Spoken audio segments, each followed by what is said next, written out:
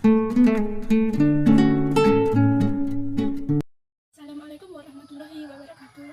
Saya Mauli Diawati dengan NIM 857032251 akan menunjukkan simbiosis. Simbiosis adalah hubungan yang terjadi antara makhluk hidup satu dengan makhluk hidup lainnya yang hidup bersama dalam suatu habitat. Ayo mari kita lihat contoh dari simbiosis tersebut.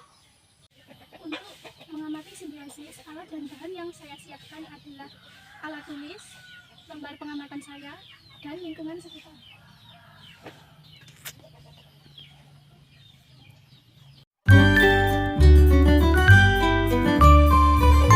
Di sini saya akan menunjukkan simbiosis parasitisme pada lalat dan sapi.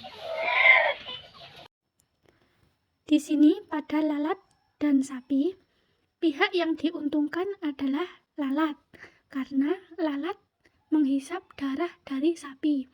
Dan pihak yang dirugikan di sini adalah sapi karena si lalat yang menghisap darah sapi menyebabkan sapi gatal atau bahkan bisa luka pada kulit sapi. Simbiosis parasitisme selanjutnya, di sini ada kutu daun dengan tanaman kacang panjang. Di sini terlihat kutu daun yang menempel pada kacang panjang. Pihak yang dirugikan adalah kacang panjang, karena kutu daun yang menempel pada kacang panjang menyerap sari-sari makanan kacang panjang, sehingga kacang panjang mengalami gangguan pada pertumbuhannya. Lalu selanjutnya di sini ada simbiosis parasitisme antara ulat jagung dengan tanaman jagung. Ya, pada simbiosis parasitisme tentang ulat dengan tanaman jagung, pihak yang dirugikan di sini adalah tanaman jagung karena ulat ini memakan daun muda pada tanaman jagung sehingga pertumbuhan tanaman jagung menjadi terhambat.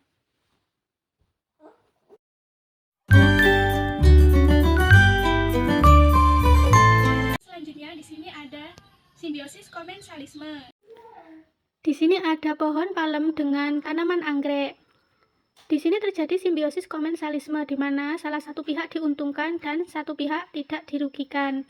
Di sini pihak yang diuntungkan adalah tanaman anggrek. Dia mendapat tempat untuk hidup di pohon palem, sedangkan pohon palem juga tidak dirugikan karena tanaman anggrek hanya menempel pada batang pohon palem, tidak menyerap sari-sari makanan pada pohon palem.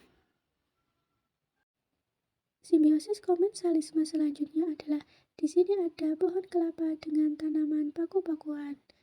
Pihak yang diuntungkan di sini adalah tanaman paku-pakuan karena dia mendapat tempat untuk hidup, yakni di pohon kelapa. Selanjutnya, pohon kelapa juga tidak dirugikan karena tanaman paku-pakuan hanya menempel pada batang, tidak menyerap sari-sari makanan atau air pada pohon kelapa ini. Selanjutnya, di sini ada simbiosis komensalisme antara pohon karet dengan lumut. Di sini terlihat lumut yang menempel pada pohon karet. Pihak yang diuntungkan di sini adalah lumut karena lumut mendapat tempat hidup pada pohon karet. Sedangkan pohon karet juga tidak dirugikan karena lumut hanya menempel pada batang. Lumut tidak menyerap makanan ataupun air pada batang. Simbiosis mutualisme yang terjadi antara bunga dari buah naga dan lebah. Di sini pihak yang diuntungkan adalah kedua pihak diuntungkan karena bunga dari buah naga sendiri terbantu penyerbukannya oleh para lebah. Ini dia lebah-lebahnya ya. Dan si lebah pun diuntungkan karena dia mendapatkan nektar dari bunga buah naga ini. Di sini selanjutnya saya akan menunjukkan simbiosis mutualisme pada tanaman kakao dengan semut hitam. Di sini terlihat hubungan antara pohon kakao dengan semut hitam.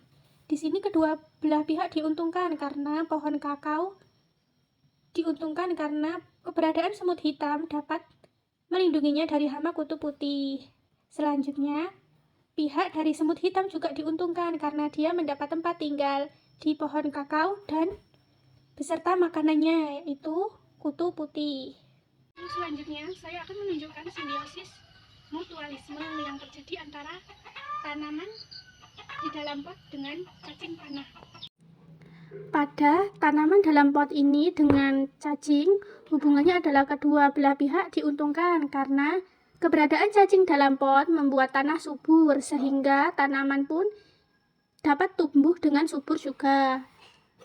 Selanjutnya, cacing tanah juga diuntungkan karena dia mendapat tempat hidup serta mendapat makanan dari tanah yang ia tempati pada pot ini. Berdasarkan pengamatan saya di lingkungan sekitar tentang simbiosis, dapat saya simpulkan bahwa setiap makhluk hidup saling bergantung kepada makhluk hidup lain guna menjaga keseimbangan ekosistem. Hubungan simbiosis yang terjadi memberikan gambaran pentingnya kerjasama dan saling ketergantungan antar makhluk hidup di lingkungannya.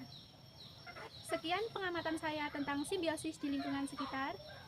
Saya akhiri. Wassalamualaikum warahmatullahi wabarakatuh.